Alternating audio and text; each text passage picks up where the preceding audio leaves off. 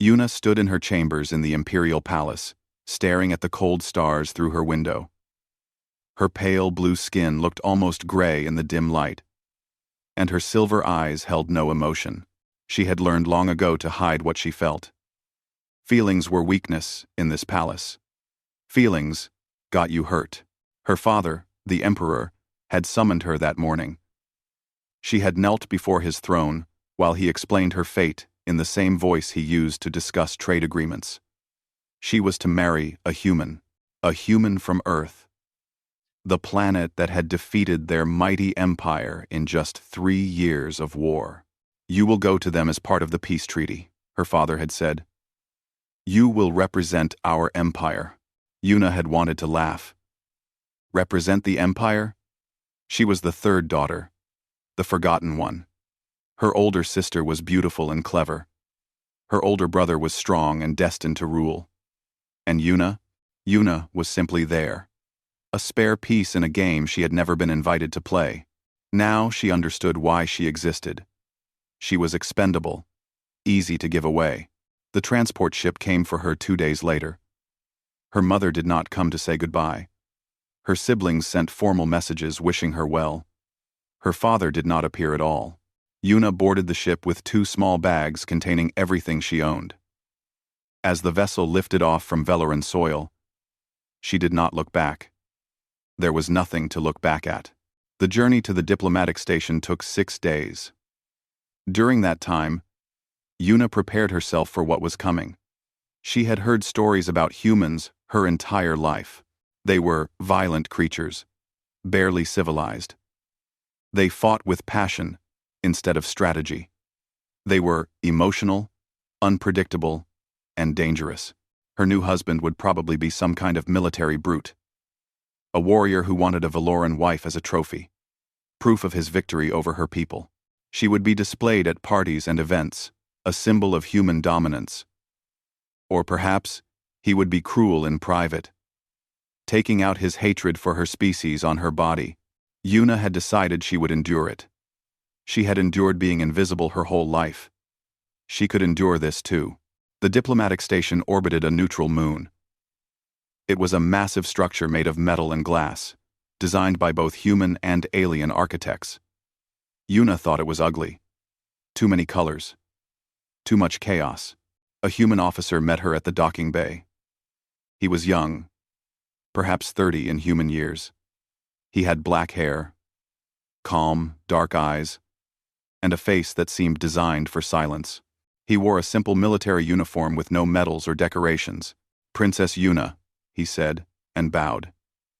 Not the stiff, formal bow of Velaran court, but something gentler. "I am Teho. I hope your journey was comfortable." Yuna stared at him. This was her husband? This quiet, plain man? Where was the aggression? Where was the dominance?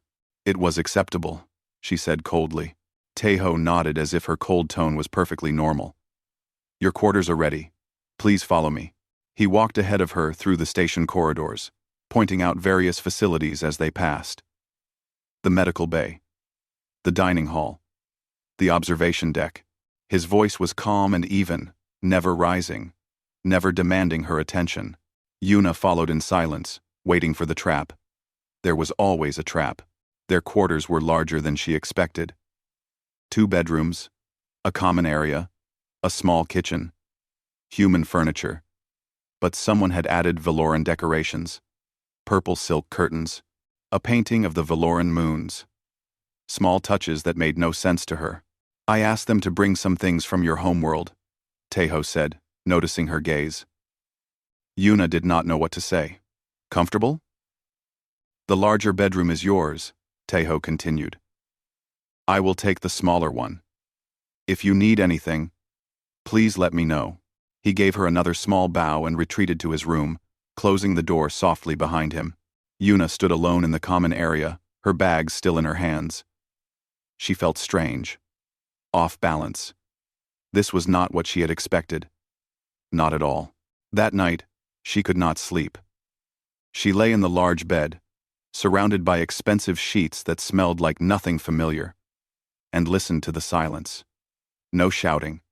No demands. No rough hands in the dark. Around midnight, she got up and crept to the common area. She told herself she was just getting water. But really, she wanted to see. She wanted to understand. Tejo was asleep on the couch in the common area. Not in his bedroom. On the couch. It was too small for him. His feet hung over the edge, and he had only a thin blanket. Yuna stood there for a long moment, watching him breathe. He had given her the larger bedroom. And then he had given up his own bedroom too. Sleeping out here instead. Why?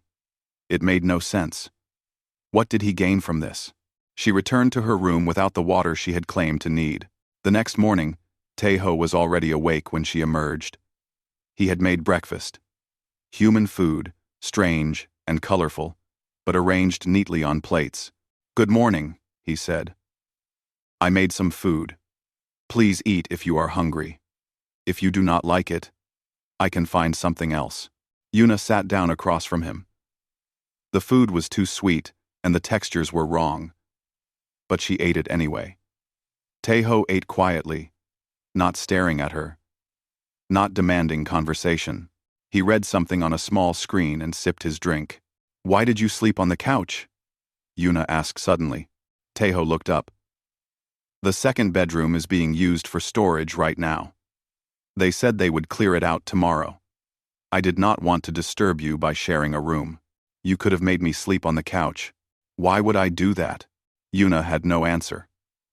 In her world, power was everything. The strong took, the weak gave. That was the natural order. But Tejo did not seem to operate by those rules. He had power here. He was human, and this was human space. She was the outsider, the enemy, the war bride. Yet he gave her the better room and slept on a couch that was too small for his body. "You are strange," she said. Tejo smiled.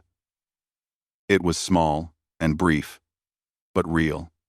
"I have been told that before." That night, Yuna lay awake again. But this time, she was not waiting for danger. She was trying to understand something that made no sense. Kindness without purpose. Generosity without expectation. She had never seen such things before. She did not know if she could trust them. But somewhere deep inside her chest, in a place she had thought was completely frozen, something stirred. It was small, fragile, uncertain. It felt almost like hope. The starship Horizon would carry them to Earth. The journey would take 3 weeks through deep space, 3 weeks in a small ship with a husband she did not understand. Yuna had traveled on Veleron warships before. They were cold and efficient, built for purpose, not comfort. The human ship was different. There were plants in the corridors, paintings on the walls, soft music playing in the common areas. It felt less like a military vessel and more like someone's home. Their quarters on the ship were smaller than the ones on the station. 1 bedroom, 1 bathroom, a tiny kitchen, and a common area, barely large enough for 2 chairs. Yuna wondered where Tejo would sleep this time. She did not have to wonder long. On the first night, she found him arranging blankets on the floor of the common area. "The couch is too small here," he explained when he saw her watching. "The floor is actually more comfortable." "1. You could use the bed," Yuna said. She did not know why she said it. The words just came out. Tejo shook his head. "You need proper rest. The journey is long, and everything is new for you. I am used to sleeping in strange places. Military training." He said it so simply, like it was obvious. Like giving up his comfort for hers was the most natural thing in the world. Yuna went to bed without another word. But she lay awake for a long time, thinking. The first week on the ship was difficult. The lighting was wrong. Human ships used bright, harsh lights that hurt Yuna's sensitive eyes. She spent most of her time in the quarters with the lights dimmed, her head aching. On the 3rd day, she came back from the dining hall to find the lights in their quarters had changed. They were softer now, closer to the gentle glow of Valoran homes. She checked the control panel, but the settings were locked. I asked the ship's engineer to adjust them, Tejo said that evening. She said your species needs different light levels. I should have thought of it sooner. I am sorry. He was sorry. He was apologizing to her for not making her comfortable fast enough. Yuna did not know what to do with this information. So, she said nothing. The food was another problem. Human food was strange. Too many flavors mixed together. Too much salt. Too much sweetness. The textures were wrong. Yuna forced herself to eat, but her stomach protested. On the 5th day, a package arrived at their quarters. Inside were containers, filled with Velaran ingredients. Dried herbs from her homeworld. Preserved vegetables she had not seen since childhood. A note attached said, "For the kitchen synthesizer. I hope these are correct." Tejo had ordered them. She did not know how. She did not know why. But he had done it. That night, she cooked for herself for the first time since leaving home. The smell of familiar spices filled the small kitchen. And for a moment, she could close her eyes and pretend she was somewhere safe. When she opened her eyes, Tejo was watching her from the doorway, not with hunger or demand, just with quiet curiosity. "It smells good," he said. "I have never had Valoran food before." Yuna hesitated. Then, without knowing why, she prepared a second plate. They ate together in silence. Tejo tried everything, even the dishes that were clearly too spicy for his human tongue. He did not complain. He just drank a lot of water and kept eating. "This is very good," he said. "Thank you for sharing. Thank you." Such simple words. But in Yuna's world, those words were rare. You did not thank those below you. You did not acknowledge their efforts. Gratitude was weakness. But Tejo said it like breathing. Easy and natural. Like thanking people was just something you did. As the days passed, Yuna began to notice things. Small things. Tejo always waited for her to sit before he sat down. He always asked before touching anything of hers. He knocked on doors even though these were his quarters too. He never raised his voice. Not even when he was tired or frustrated. One evening, Yuna woke from a nightmare. The dreams came often now. Dreams of the palace, of her father's cold eyes, of being forgotten in endless, dark hallways. She gasped awake, her heart pounding, her skin damp with sweat. She crept out to get water and found Tejo still awake. He was reading something on his tablet, the screen casting blue light on his face. "Bad dream?" he asked softly. Yuna nodded. She did not trust her voice. Tejo put down his tablet. "Would you like to talk about it?" She shook her head. "Would you like company while you drink your water?" She hesitated. Then she sat down in the chair across from him. They sat in silence for a long time. Tejo did not push. He did not ask questions. He just sat there, a quiet presence in the dark room, until Yuna's breathing slowed, and her hands stopped shaking. "Why are you like this?" she asked finally. "Like what?" "Kind. You are kind to me." Tejo thought about this for a moment. "Do I need a reason?" "Everyone needs a reason. Everything is exchange. You give, you receive. That is how the universe works." "Maybe that is how your universe works," Tejo said. "But it is not how mine works. I am kind to you because kindness is right, because you are far from home and alone and scared, even though you try to hide it. Because no one should have to feel like a burden." Yuna felt something crack inside her chest. A wall she had built so long ago she had forgotten it was there. "I do not understand you," she whispered. "That is okay," Tejo said. "You do not have to understand me. You just have to know that you are safe here. With me. No matter what. Safe. She had never felt safe anywhere. Not in her own home. Not in her own family. But here, on this small ship, floating through empty space. Sitting across from a human she had been taught to hate, Yuna felt something she could not name. She returned to bed without another word. But when she slept, the nightmares did not come. In the morning, she found a blanket draped over her shoulders. She had not put it there. She did not own a blanket that soft. Teho was in the kitchen, making breakfast. He did not mention the blanket. He just smiled and handed her a cup of warm tea. For the first time in her life, Yuna did not know what to think. And for the first time in her life, that uncertainty felt like freedom instead of fear. Yuna watched through the ship's window as the planet grew larger. She had seen images before, but nothing had prepared her for the reality. Her home world was beautiful too, but in a cold way. Silver mountains, gray oceans, pale forests under pale moons.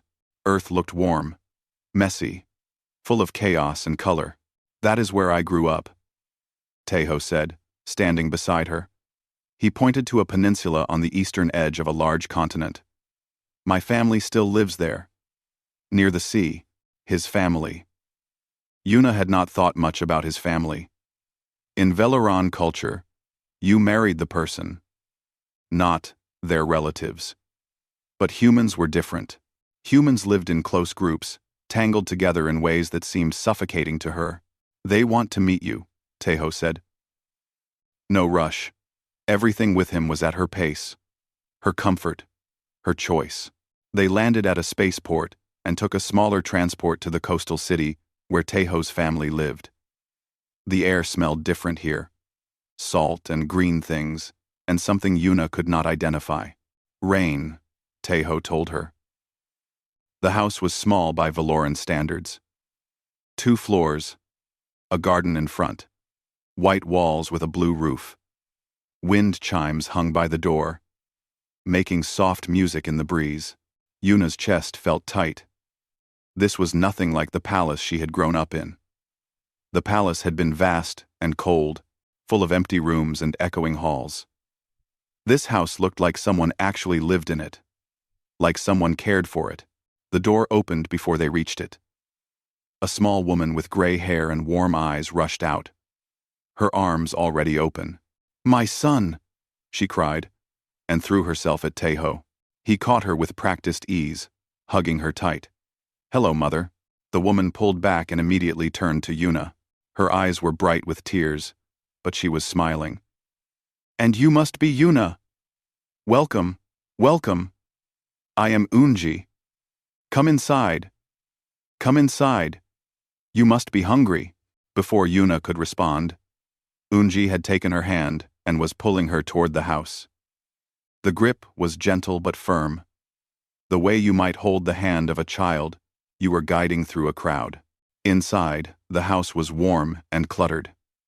Photographs covered the walls. Plants sat on every surface. The furniture was worn, but comfortable. It smelled like food and flowers, and something else.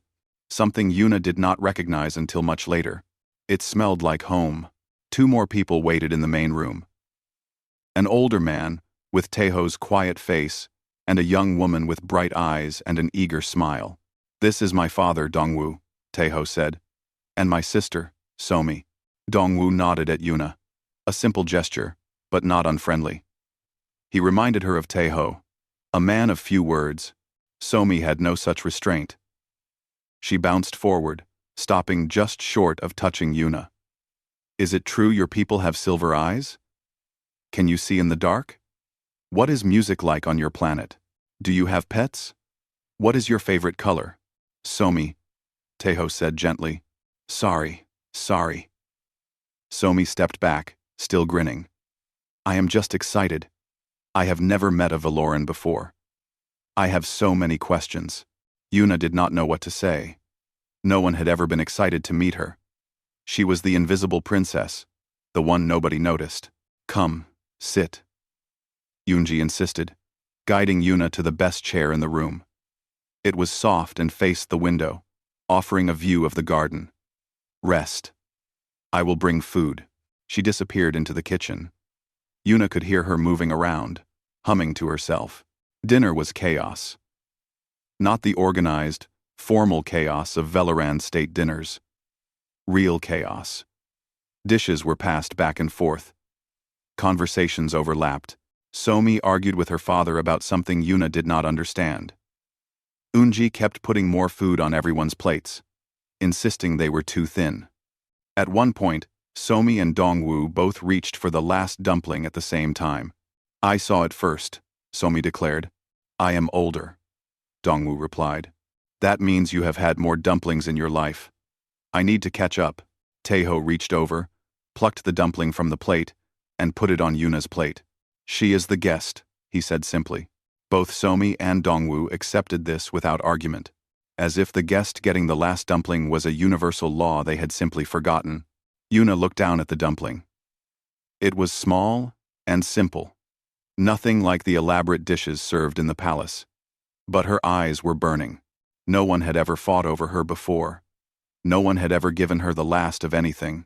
After dinner, Unji made tea and insisted Yuna try her homemade cookies.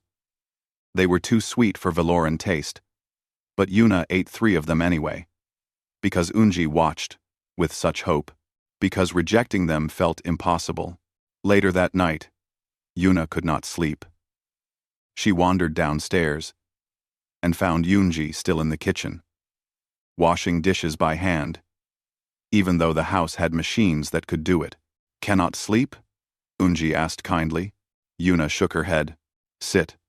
I will make you warm milk. It helps. Yuna sat at the small kitchen table. She watched Unji move around the kitchen, humming softly. Your son is very kind, Yuna said finally. Unji smiled. He is. He has always been that way. Even as a child, he was the one who brought home injured animals and made friends with lonely children. He feels things deeply, my Taeho. He just does not show it loudly. I do not understand him. You do not need to understand him yet. Unji set a warm cup in front of Yuna. Just know that he means what he says. When he says he will care for you, he will. When he says you are safe, you are. My son does not make promises he cannot keep. Yuna wrapped her hands around the warm cup. Why do you accept me? Your world and mine were at war. Many of your people died. Unji's face grew sad for a moment. Then she reached out and patted Yuna's hand. War is something leaders do. Not daughters. Not sons. You did not choose the war. You did not choose this marriage. All I see is a young woman far from home, trying to be brave. She squeezed Yuna's hand. You are family now. That is all that matters. Family. The word hit Yuna like a physical blow. She had a family. On Valora. A father who forgot her name. A mother who never visited. Siblings who saw her as nothing. But this woman, this stranger, was calling her family, was treating her like family, was giving her warm milk and cookies and soft chairs facing gardens. Thank you, Yuna whispered. The words felt strange on her tongue. She was not sure she had ever meant them before. Unji smiled and squeezed her hand again. Drink your milk, child. Tomorrow is another day. That night, Yuna lay in her bed and listened to the strange sounds of earth. Waves in the distance, wind in the trees, a dog barking somewhere far away. She thought about her cold palace on Valora, the silence, the emptiness, and she thought about this small, noisy, cluttered house, full of laughter and arguments and warmth. For the first time in her life, Yuna understood what home could feel like, and it terrified her, because now she had something to lose. Life on Earth settled into a rhythm. She and Taeho moved into a small apartment near his family. Close enough to visit, far enough for privacy. It had large windows that Yuna loved, letting in the soft morning light that no longer hurt her eyes now that she had adjusted. Taeho worked at a coalition base during the day. He left early and came home in the evening, always with a small gift. A flower he had seen growing wild. A book he thought she might enjoy. A fruit she had never tried. Small things, thoughtful things. Yuna spent her days exploring. At first, she stayed inside, afraid of the strange world outside. But slowly, carefully, she began to venture out. The market near their home. The beach where waves crashed against rocks. The library where she could read about human history and culture. She learned that humans were not what she had been taught. They were not savage or simple. They were complicated, full of contradictions. They could be cruel, yes, but they could also be kind, in ways that took her breath away. One day, she followed Taeho. She had not planned to. He had left that morning as usual, but something in his face was different, heavier, sadder. When he thought she was not looking, his eyes held a weight that worried her, so she followed him. Taeho did not go to the base. Instead, he took a transport to the edge of the city, where a quiet hill overlooked the sea. At the top of the hill was a memorial. Stone pillars covered in names, thousands and thousands of names, human names, Velaran names, side by side. Yuna watched from a distance as Taeho walked among the pillars. He stopped at certain names, touching them gently. His lips moved, but she could not hear what he said. He stayed there for an hour.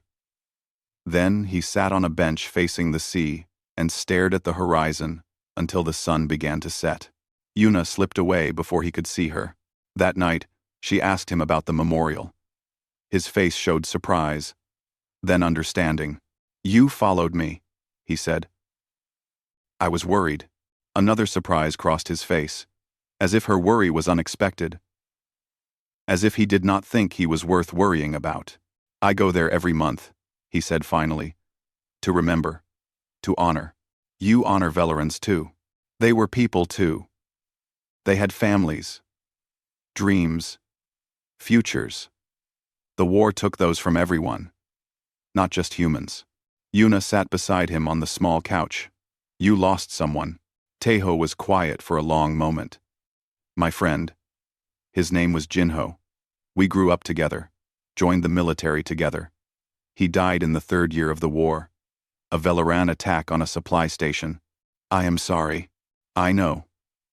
He looked at her then, his eyes clear and calm. "That is why I did not want to hate. Hating your people would not bring Jinho back. It would only poison me. He would not have wanted that." Yuna did not know what to say. On Valora, grudges lasted generations. Enemies were enemies forever. The idea of letting go of hate, because a dead friend would not have wanted it, was foreign to her. "You are remarkable," she said softly. Taeho shook his head. "I am just trying to be a good person. It is not always easy." A week later, Yuna discovered something else about her husband. She was visiting the coalition base to deliver some documents Taeho had forgotten. While waiting for him, she overheard 2 officers talking. "Did you hear Taeho turned down the promotion again?" "Again. That is the 3rd time. Commander position would triple his salary. His wife cannot relocate. Too soon, apparently. He said he would not uproot her when she is just starting to feel comfortable. That is insane. For an alien? For his wife. Show some respect." Yuna stood frozen in the hallway. Promotion. Commander position. Triple salary. And Taeho had said no. For her. Without ever mentioning it. Without ever making her feel guilty for holding him back. That night, she confronted him. "You turned down a promotion." 3 times. Taeho set down his book. "How did you find out? Does it matter? Why did you not tell me?" He shrugged. "There was nothing to tell. The position requires relocation. You are just beginning to make friends here. Somi would miss you. Mother would be heartbroken. The timing is wrong. But your career. My career is not more important than your peace." He said it simply, like stating the weather. "There will be other promotions. When you are ready. When we are ready. There is no rush." Yuna stared at him. In her world, sacrifice was calculated. You gave something to get something better in return. No one sacrificed quietly. No one sacrificed without making sure everyone knew about it. But Taeho had given up promotions, salary, status. All without saying a word. Without expecting gratitude. Without expecting anything. Something broke inside Yuna that night. A wall she had spent her entire life building. Brick by brick. Hurt by hurt. She had constructed armor around her heart. And now, one quiet human was taking it apart without even trying. She sat down beside him and did something she had never done before. She talked. She told him about her childhood. The endless competition with her siblings. The way her father looked through her like she was made of glass. The time he forgot her name at her own birthday celebration. The way her mother avoided her eyes, as if looking at her was painful. She told him about the loneliness. The cold palace full of people who did not see her.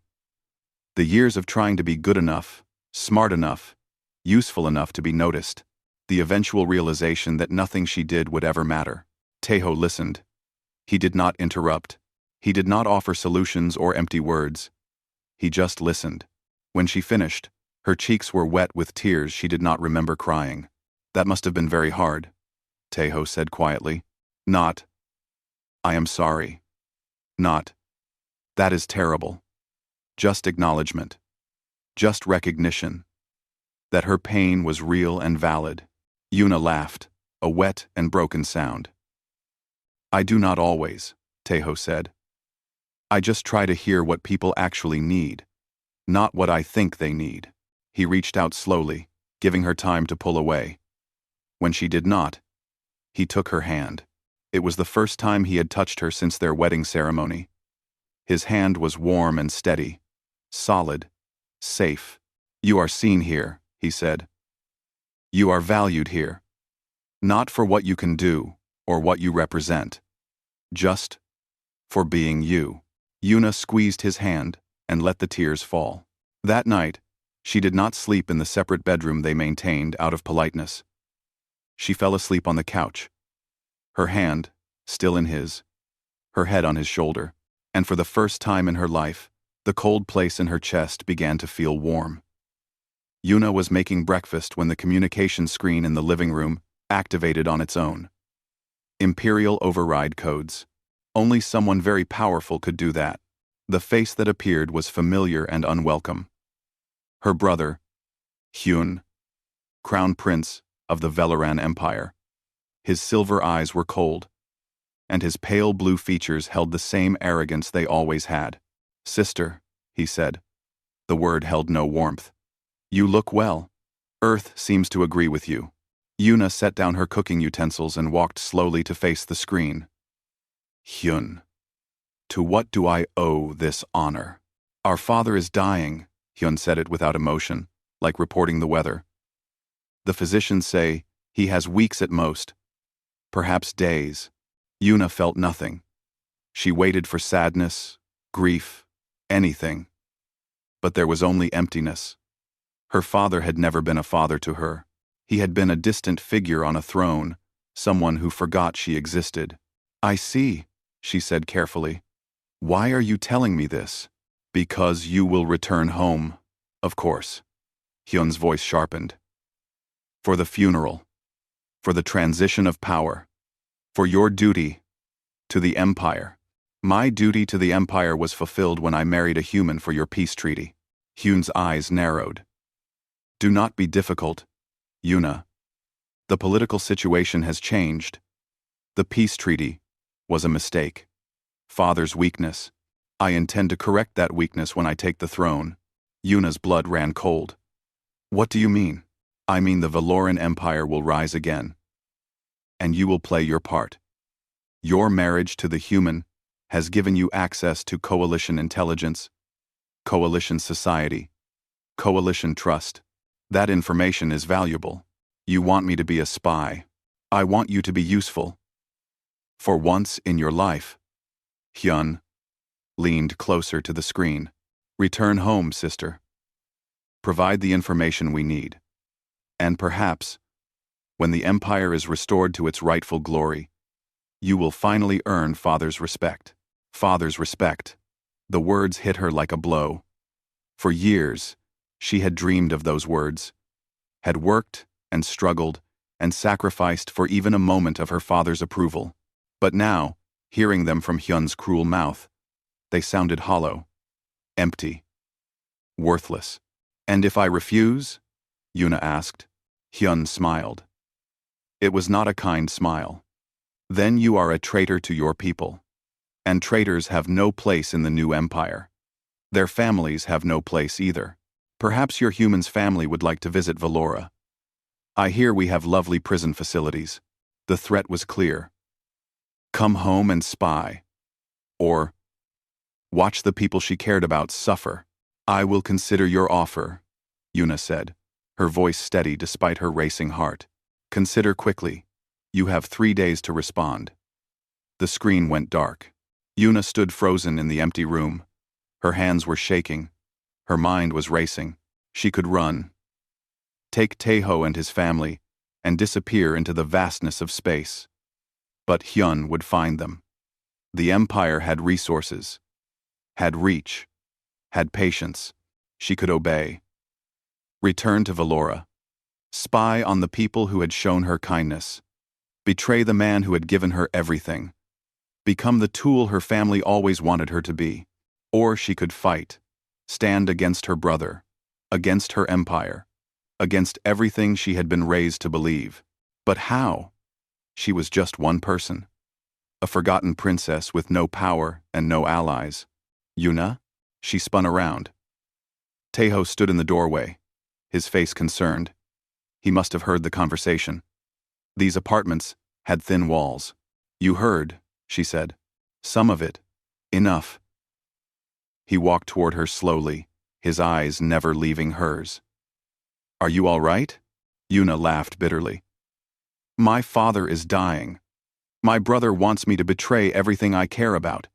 And if I refuse, he will hurt you. Hurt your family. So no, I am not all right. Taeho nodded, accepting this. What do you want to do? I do not know. Then let us figure it out together. He guided her to the couch and sat beside her. Tell me everything. From the beginning. So she did. She told him about Hyun's ambitions, his hatred of the peace treaty, his plans to rebuild Valoran military might. She told him about the threat against his family. She told him about the choice that was not really a choice. When she finished, Taeho was quiet for a long moment. Your brother expects you to make this decision based on fear, he said finally. Fear of him. Fear of the Empire. Fear of losing everything. Yes, but he made a mistake. Yuna looked at him, confused. What mistake? He assumed you are still the person you were when you left Valora, the invisible princess who wanted her father's approval, the woman who had nothing to lose. Taeho met her eyes. But you have changed. You have grown. And now you have people who will stand beside you. Your family could be hurt because of me. My family can make their own choices, and I already know what they will choose. He took her hands in his. So let me ask you again. What do you want, Yuna? Not what your brother wants. Not what your empire wants. What do you want? Yuna looked at their joined hands. Her pale blue skin against his warm brown. 2 different worlds. 2 different species. And yet, somehow, they fit together. I want to stay, she whispered. I want to stay here. With you. With Eunji and Dongwoo and Somi. I want to belong somewhere. I want. She choked on the words. I want a home. Taeho squeezed her hands. Then you will have it. We will find a way. How? Hyun has an army. The Empire has resources. What do we have? We have the truth. We have evidence of his plans to break the peace treaty.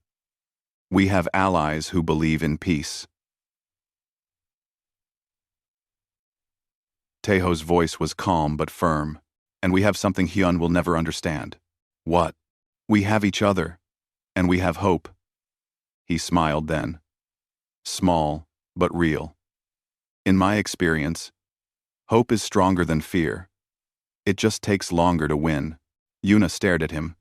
This quiet, patient, endlessly kind man who had somehow become the center of her universe.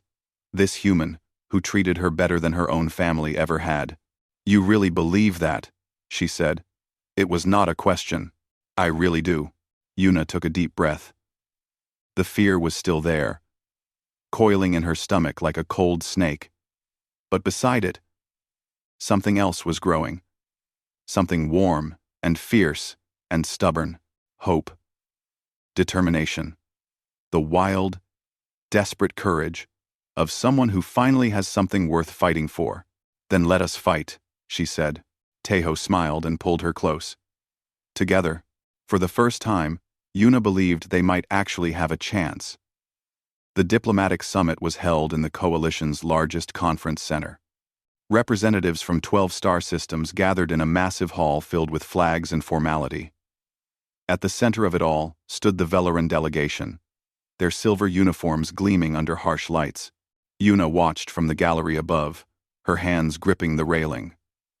Beside her, Somi sat nervously, while Unji held her hand with quiet strength. Dongwu stood behind them, his face unreadable, but his presence solid. Below, Hyun had sent his personal envoy, a tall Valoran male with cold eyes and colder words. His name was Minho. And he had been speaking for 20 minutes about tradition, duty, and the proper place of Valoran citizens. Princess Yuna belongs to the Empire, Minho declared.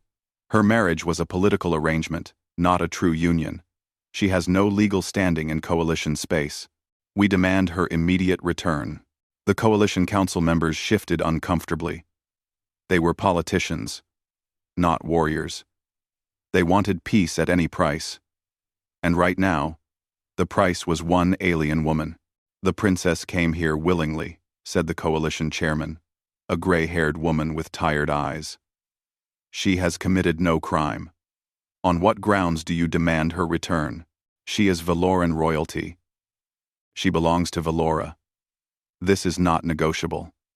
Minho's voice was ice. Return her willingly, and we maintain peace. Refuse, and we consider it an act of aggression. Murmurs rippled through the council. War. The word hung in the air like poison.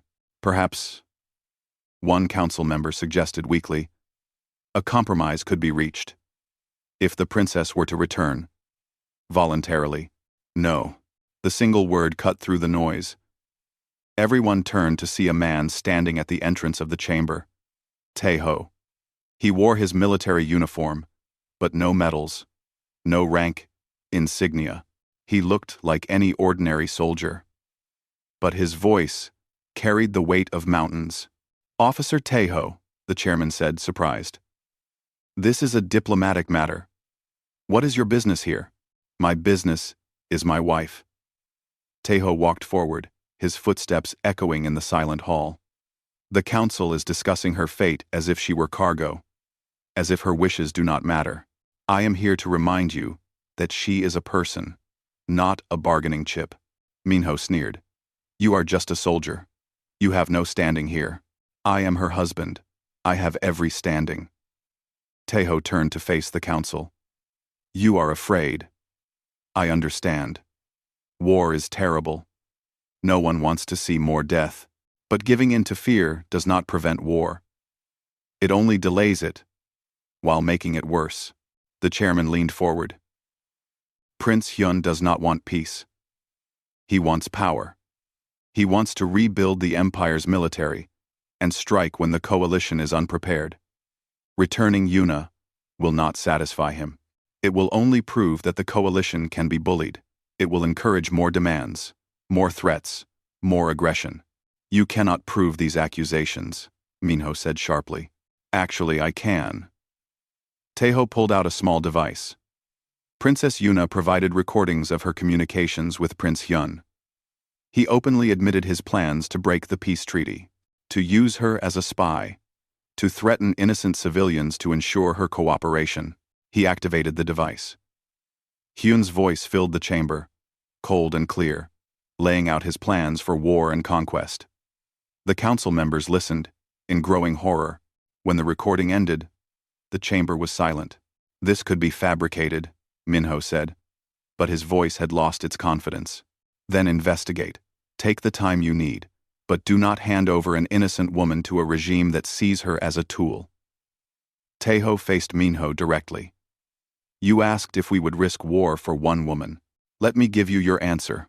He stepped forward until he was face to face with the Valoran envoy. I would risk war for her right to choose. For her right to live free from fear. For her right to be treated as a person and not a possession. These are not human values. These are universal values. And if your empire cannot understand that, then peace with you was never possible anyway. The chamber erupted in murmurs. Some council members looked uncomfortable. Others looked thoughtful. A few looked ashamed. Minho's face twisted with rage. You dare! I dare! Teho's voice was quiet but absolute. I dare to believe that one person matters. That principles matter. That what is right matters more than what is easy. If that makes me your enemy, then so be it. He turned back to the council. I am not asking you to start a war. I am asking you to stand for something. To say that there are lines you will not cross. No matter the pressure. Princess Yuna chose to stay. She chose the coalition. She chose freedom. The question is, will you honor that choice? Or will you prove that your words about liberty and rights mean nothing? Silence stretched through the chamber. Then the chairman spoke. We will take a recess to consider this matter. But Yuna could see it in their faces. The tide was turning. The vote came 3 hours later, 12-2, in favor of granting Yuna asylum. The coalition would not surrender her. Would not bend to threats. When the result was announced, Minho stormed out without another word. His ship departed within the hour. Yuna watched from the gallery as the chamber slowly emptied. Her heart was pounding. Her eyes were blurry with tears she refused to let fall. Teho appeared at her side moments later. His face was tired, but peaceful. It is done, he said. Yuna threw her arms around him. She did not care who saw. She did not care about propriety, or dignity, or any of the cold rules she had been raised with. You risked everything, she whispered into his shoulder. For me, for us. He held her tight. For our future. Unji was crying openly. Somi was bouncing with excitement. Even Dongwu had a small smile on his weathered face. Let us go home, Teho said. Home. The word no longer felt strange on Yuna's tongue. It felt right. It felt true.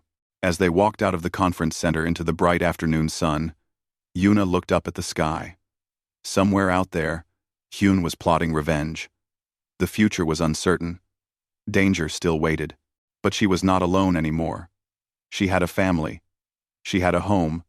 She had a husband who would stand against empires for her right to choose. And that, she realized, was worth more than all the palaces in the universe.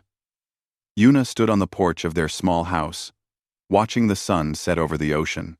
The sky was painted in shades of orange and pink and purple, colors that had once seemed foreign but now felt like home. So much had changed. The Valoran Empire had fractured. Hyun's aggressive posturing had frightened potential allies and united his enemies. 3 months after the summit, his own nobles had removed him from power, tired of his warmongering. The empire had shattered into smaller states, each one focused on survival rather than conquest. The peace treaty had held. More than held, it had grown. Cultural exchanges, trade agreements, joint research projects, humans and Valorans working side by side to build something better than war. Yuna had been officially declared exiled by what remained of the imperial court. A formal statement had been released, stripping her of her title and her heritage. She was no longer Princess Yuna of Valora. She had framed the notice and hung it on the wall of her office. It was the best gift her family had ever given her. Now she worked as a cultural liaison for the coalition, helping other displaced Valorans adjust to life on Earth. Every week, she met with confused, frightened people who had lost everything, and she told them what someone should have told her. You are seen here. You are valued here. You can build a new life. Some days were hard. Some days, she still woke from nightmares about cold palaces and forgotten names. Some days, the old fears crept back, whispering that she did not deserve this happiness, that it would all be taken away. But those days grew fewer. And on the hardest days, Tejo was there. He had finally accepted a promotion last year. Commander Tejo, overseeing refugee integration programs. A job that let him help people the way he had helped her. A job that suited his quiet, patient nature perfectly. He was still the same. Still kind, without expectation. Still generous without calculation. Still the man who slept on floors to give her comfort and turned down promotions to give her peace. The screen door creaked behind her. Tejo stepped onto the porch, carrying 2 cups of tea. He handed one to her and stood beside her, watching the sunset. "Somi called," he said. "She wants to bring her new boyfriend to dinner next week. She says he is nervous about meeting the famous alien sister-in-law." Yuna smiled. "Please scare him a little. It is good for him." They laughed together, easy and warm. The kind of laughter that comes from years of shared experiences, shared struggles, shared victories. Yunji still fussed over Yuna every time they visited. Still made too much food, and worried that Yuna was too thin. Still told embarrassing stories about Tejo's childhood that made him turn red and made Yuna laugh until her stomach hurt. Dongwu had taught Yuna to fish last summer. They spent hours on his small boat, not talking much, just existing in comfortable silence. He had never been a man of many words, but when he had handed her a fishing rod and said, "Welcome to the family," it had meant more than any speech.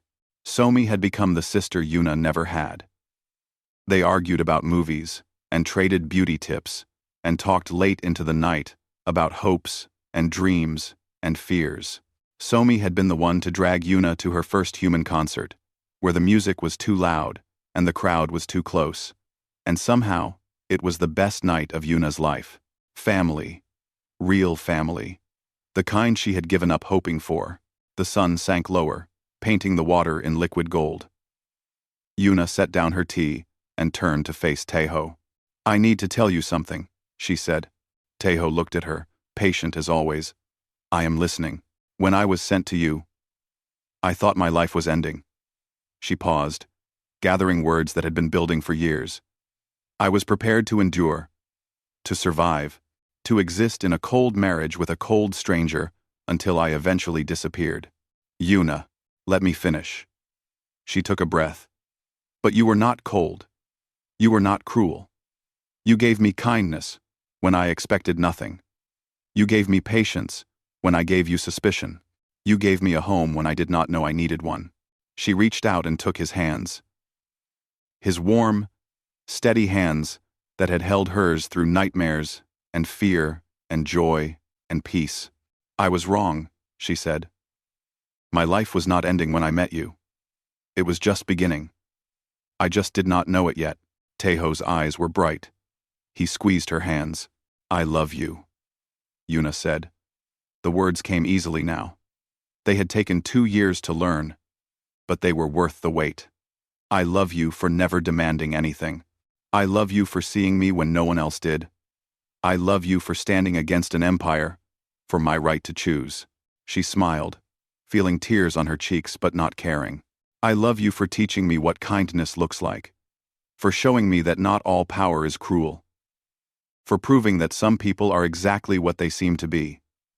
Tejo pulled her close. His arms around her were strong and gentle, like everything else about him. "I love you too," he said quietly. "I loved you from the moment I saw how brave you were, pretending not to be afraid. I loved you more each day, watching you grow and heal and become the person you were always meant to be." He pulled back enough to look at her face. "You are not the forgotten princess anymore, Yuna.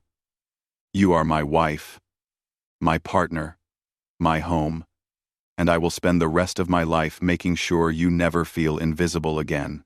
Yuna laughed and cried at the same time. She kissed him then, soft and sweet, with all the gratitude and love she had learned to feel. When they finally pulled apart, the sun had set. The first stars were appearing in the darkening sky. The same stars that had once marked the borders of an empire that never wanted her. But now they were just stars, beautiful and distant and free. Yuna leaned against Tejo's shoulder and watched them appear, one by one. She thought about the cold palace on Valora, the father who forgot her name, the family that traded her away like cargo, and she thought about the warm house behind her, the mother who made too much food, the father who taught her to fish, the sister who stayed up too late talking, the husband who loved her without conditions. She had been forced to marry a human, and he had treated her better than anyone ever had. Some stories begin with tragedy and end with triumph. Some stories begin with fear and end with love. Some stories begin with endings and become beginnings. This was all of those stories, and it was hers.